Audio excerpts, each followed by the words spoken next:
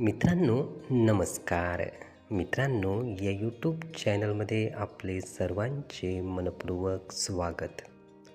मित्रांनो, बरेचदा आपल्या मनामध्ये वाईट विचार येत असतात आणि ते आपल्याला खूप त्रस्त करत असतात.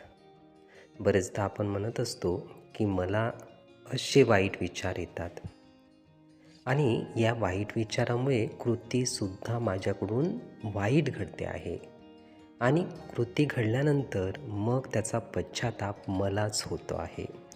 असे बरेचदा आपण इतरांना बोलून दाखवतो. यामुळे बरेच दिवसपर्यंत आपण त्रस्तसुद्धा झालेलो असतो. आपल्यातून अशी कृती होऊ नये, असे विचार आपल्यात येऊ नये यासाठी अनेक उपाय आपण शोधण्याचा प्रयत्न करत असतो. तरी पण दिवसेंदिवस आपण खूप त्रस्त होतो. यावर काही उपाय आपल्याला भेटत नाही. स्वतःत किंवा इतरांकडून ते विचार आपल्यात येतात आणि आपण त्रस्त होतो. इतर व्यक्तीमुळे कधीकधी आपण त्रस्त होतो आहे असे सुद्धा आपण बोलून दाखवत असतो. मित्रांनो, असे आपल्यात वाईट विचार का येतात किंवा आपल्यातून दूर बाजूला ते सारावे तरी सरत नाही असे का होते? तर मित्रांनो, आपल्याला जे वाईट विचार येत असतात तर त्यासाठी आपणच खुद कारणीभूत आहोत. आपण स्वतःच कारणीभूत आहोत. विचार ते आपल्यामुळे आपल्यात रुजतात आणि त्या पद्धतीने आपल्याकडून क्रिया घडून येते, कृती घडून येते. आपणच त्याच्यासाठी जबाबदार आहोत, कारण आपण विचाराचा स्वीकार करतो, म्हणजेच तो विचार आपल्यात घेतो आणि त्या पद्धतीने परावर्तन त्याचे होत असते, रिफ्लेक्शन त्याचे होत असते. पण हे आपल्याला जाणीव होत नाही.